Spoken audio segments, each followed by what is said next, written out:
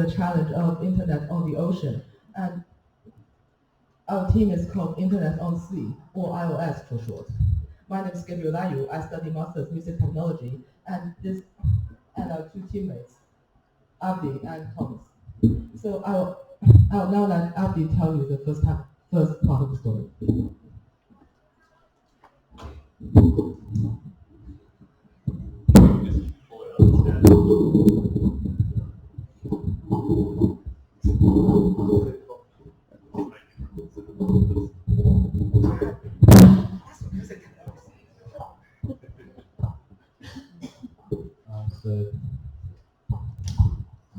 So Gabe introduced me, I'm Abdi, and what happened?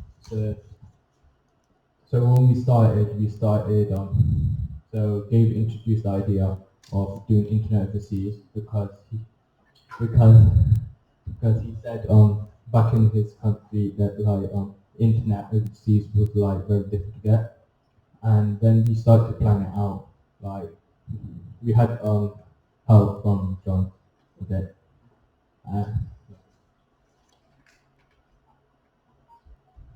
So our challenge was to make a low-cost method of delivering internet to people that are out on sea. So what we did, our solution was to fix a router or to every stable or fixed buoy on the water. What we wanted to do is have a distance of 40 to 60 miles radius. So we're going to have a ratio of 1 to 2, so for every 60-mile radius router, there'll be 2 40-mile radius router. So it covers more ground. So there's more areas in the sea that's covered with internet.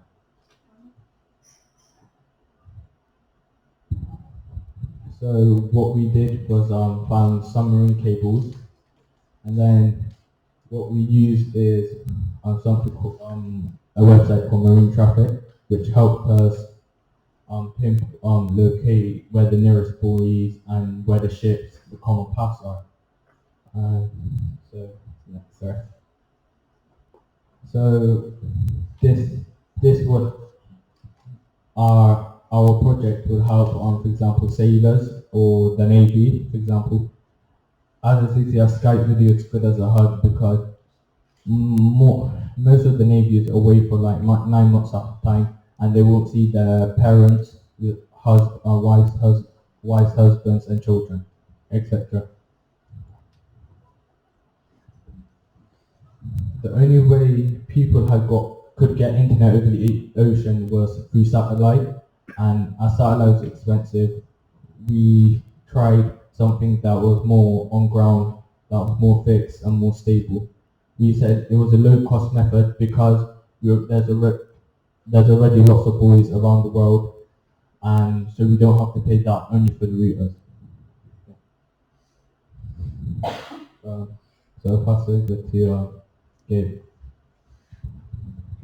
Thank you very much. So on the first day of the challenge, I went to the library to do some research.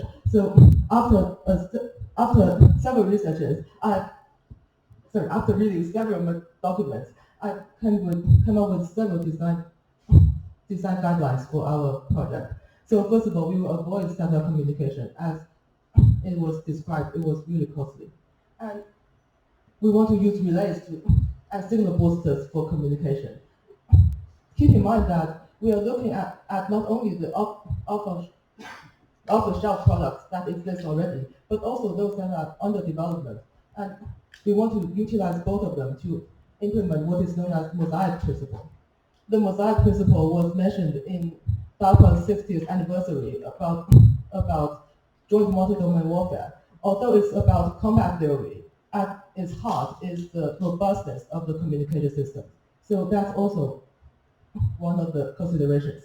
We also attempt to use software techniques instead of hardware to provide a low-cost solution. And it has been well studied that there are multiple methods in software algorithms to improve the SNR and reduce the error rate. And also we try to use existing products or the products under development at this time. I'm really sorry. So for this project, we developed a prototype application that does two things. One, it visualizes the location of the boys and use that as the possible locations of the signal relays. Although it only maps the boys that currently exist, we attempt that it might be useful for the decision makers to think about other possible places to place the boys as the relays.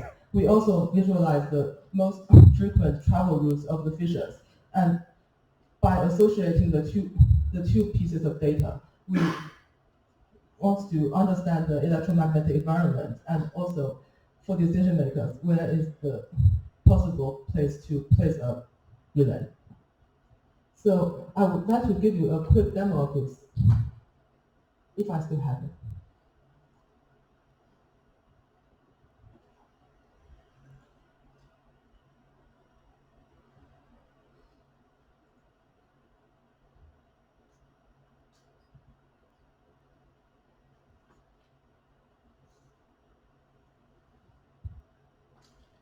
And as a music technology student, I'm really afraid of silence. So right now you can see a scaled map of the scaled map, and on the left you can choose to either visualize the frequent travel routes of the fissures. This was taken from okay, for both actually. This was taken from the marine traffic website for communication. We also visualize the boys. We also visualize the locations of current buoys. And note that this map is scalable. You can zoom in and you can translate the map. This is now plotting the current locations of the buoys on the ocean. This data was from the NOAA.gov. And what we hope to add to this application is, first of all, we've got only two pieces of data overlaying the map. We hope to add more relevant information for people to understand the electromagnetic environment and to introduce more possible devices for routing. This also makes it possible to associate multiple data layers and to gain insights from these associations. An observable system is frequently mentioned in today's software engineering and a lot of design principles. So we think this is a pretty good way to go. And also, it allows switching between network and path using many kinds of graph theory algorithms or even machine learning to make the smart decisions. And also, we want to provide a SMS service to alert the cruisers or anyone on the ocean. So if someone falls off a boat, they can alert using their life jacket, they can alert the people on board to tell them, or if they're nearing a buoy, they can stay on the buoy and the app can alert the people to come and let them at that buoy in navigation. Boats can navigate more easily because now there's always correct locations to see where the buoys are.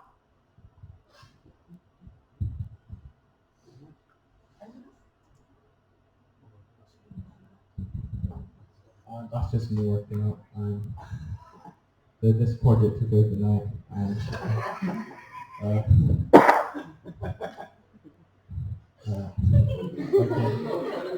And these are some references of where we got information from. And yeah. Yeah, the references 7 to 9 are the data set we used in this project. Yes. And that's it. Thank you very much. This app may not contain NASA data because we cannot find any. We're hoping if this app continues, we would use NASA data instead of the data that we have here.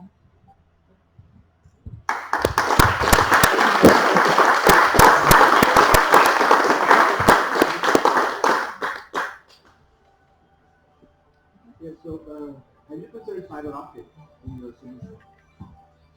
Fiber optic cables underneath the sea surface?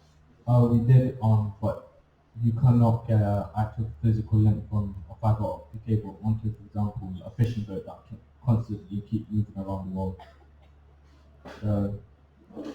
Because a fiber optic cable connect like from, for example, one city to another city, or like under this ocean, but it won't connect to a ship. So we haven't tried that, but it was a failure. So. Actually, from what I saw on that submarine cable map, it says that it looks like the fiber optic cables were buried at the very bottom of the ocean. So it might be hard to do this, even though there are ships that are constantly maintaining those. We don't we don't think it would be economic to break those current optics and to add relays there, or even try to try to emit signals from the undersea, because there might be a lot of attenuation things. Okay, another question. The boards you have from the NOAA website, the location is changing all the time. How often it updates? According to the website, it updates every 5 minutes. It said that, in fact, the XML document we get from the website updates every 5 minutes. On the board that we just showed you are fixed buoys, so they're constantly in place, so they won't move. NASA has not got an Earth data about the sea conditions. Could the system also be used to monitor sea conditions as well as relay data? Yeah, we did put that down about marine life, about how you can check around like not like pollution areas in the sea, like where safe for animals, so marine biologists can go out there, like see, and then like, or say, for example, say you took a picture of a fish or a whale, that picture will be instantly transferred to like the nearest marine biologist. Actually, when all the buoys are used to get information or things, it's possible to grab information from those buoys for the people on the earth to research as well. And this is not very uncommon, I should say. I mean, this concept is not very uncommon, I should say. And also, the concern I have though is that you are doing more and more things on those buoys, it may cost more to maintain those buoys. And the system integration issue is a problem you want to take into consideration. Oh, thank you.